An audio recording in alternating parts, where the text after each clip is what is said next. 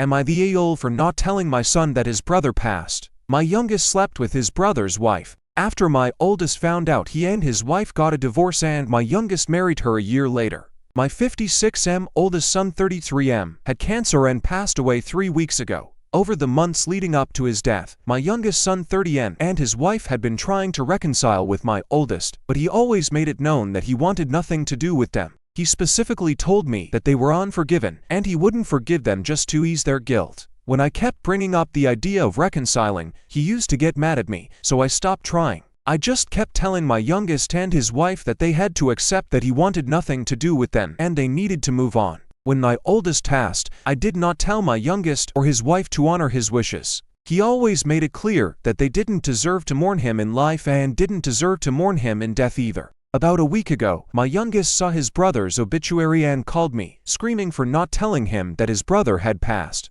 He told me that I denied him the opportunity to make things right and that I should have told him his brother passed. I told him that it would be disrespectful for him to even come in the first place, as his brother wouldn't have wanted him there, and that he and his wife denied themselves from attending. He hung up on me and blocked my number. My wife told me that she feels guilty for not telling him and that we should have given him the opportunity to say goodbye to his brother. I told her that I would just find it disrespectful of us to do so, as he made it clear that he didn't want them to come. She told me that she understands, but she's upset that our youngest is mad at us and that we should just try to put everything behind us to heal. I told her that what our youngest did was unforgivable and I was not going to allow him to disrespect his brother in life and in death as well. My wife has been crying constantly because our son blocked us and she started blaming me as well. I'm hurt, but I don't regret what I did or even see what I did wrong. I feel like my youngest should just take accountability of his actions instead of blaming everyone else. Am I the a-hole here?